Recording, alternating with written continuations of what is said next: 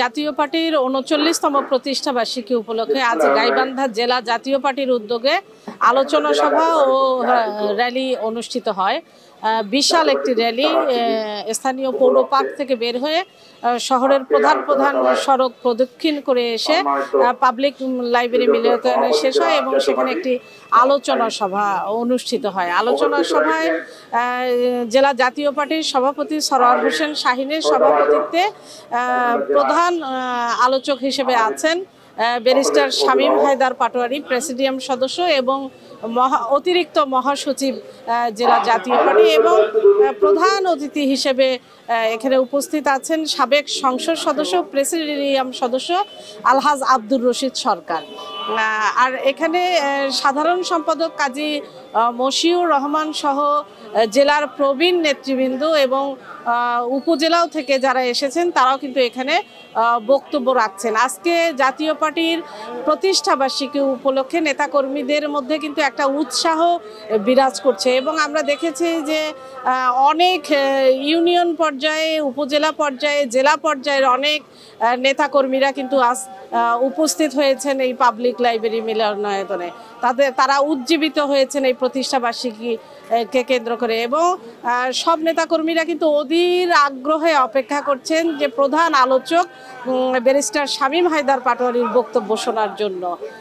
ঋতু প্রসাদ, জেলা প্রতিনিধি, DBC news.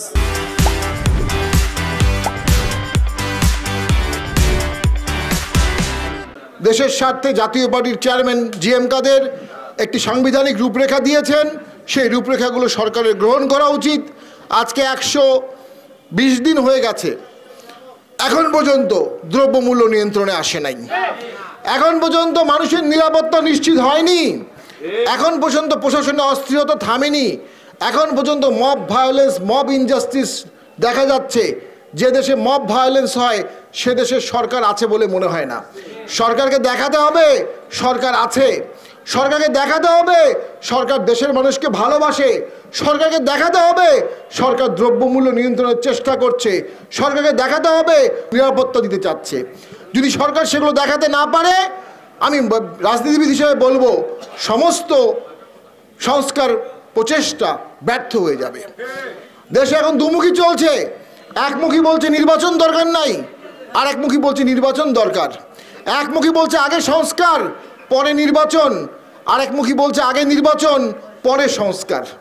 আমরা বলবো সংস্কার আর নির্বাচন তো কোনো দ্বন্দ্বময় অবস্থান না, দুটোই হতে হবে, স্বল্প সময়ে হতে হবে।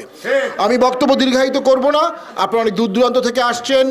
ইনশাল্লাহ সামনের দিনগুলোতে জাতীয় পার্টি টার্নিং পয়েন্ট রাজনীতি করবে, দেশের স্বার্থে, জনগণের স্বার্থে, দেশের নিপীড়িত মানুষের পাশে দাঁড়াবে, দেশের সাধারণ মানুষের স্বার্থ রক্ষা করবে এবং সেই আন্দোলনে, সেই যুগপৎ আন্দোলনে গাইবান্ধা জেলা জাতীয় পার্টি ইনশাল্লাহ অগ্রণী ভূমিকা পালন করবে।